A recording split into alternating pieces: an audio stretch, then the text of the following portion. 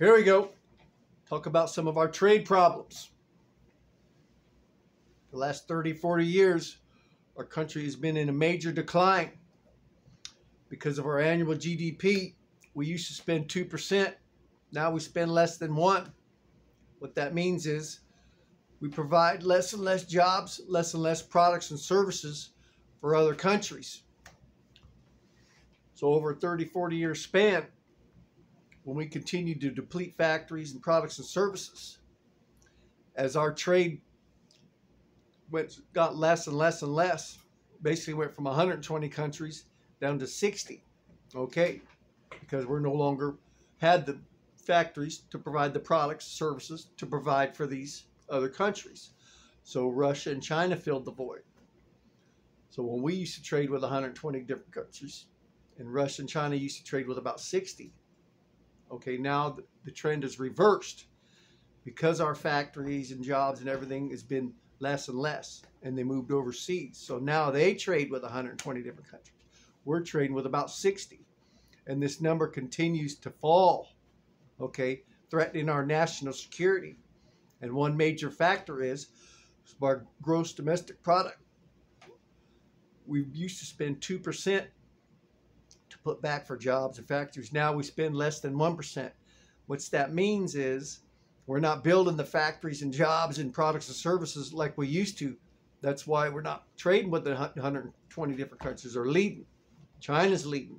We still may trade with over 60 countries, but we're the only leader. We're the biggest trader in 60 countries. China and Russia are the leaders in the 120. They lead because they provide the most products and services. In other words, we're not the leader in providing the most products and services anymore. That's a growing trend and a growing problem. That's why China and Russia continue to control the global marketplace, which is bad for our national security because it's less and less jobs for us, less and less products for us, and less products for the rest of these poorer countries. So it's time we started thinking about trading with countries like Tanzania, Guatemala, the Pacific Islands, Central Asia, and Ukraine.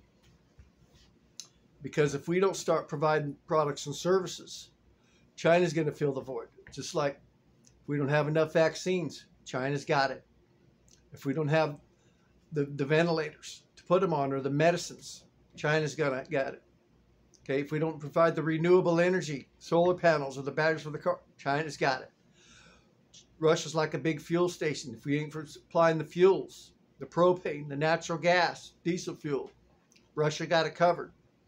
We're not going to go help them build airports or seaports for the big shipping containers. Russia and China's got it. Okay, we're not doing enough of this for the other countries. These countries are ready and primed. They're middle-class countries now.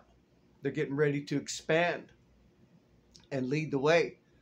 They're no longer considered down in the bottom. See, so now they need more goods and more services, which we're not providing no more, which is bad for us. So we must rebuild our connections with these other countries and also boost our education system for the elite training. We need to start training more technocrats of the future.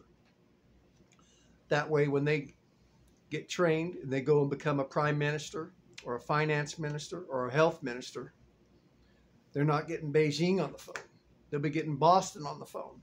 See, right now they're all calling speed dial in Beijing because that's where they're going to get all their products and services.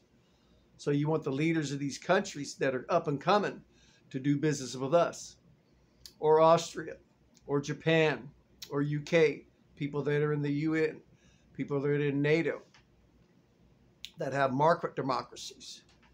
See, that's the whole thing about it. The way China leads its labor force, they're hard on the people. They don't pay them very much. The human right violations, they don't treat their workers very well or pay them very well. That's why they can sell their products a lot cheaper. This is a big problem. We treat our workers better. And other countries, you don't want them turning to a communist country like China, because otherwise they're going to be started acting like that, and then they're going to be treating their people bad, and so on and so forth.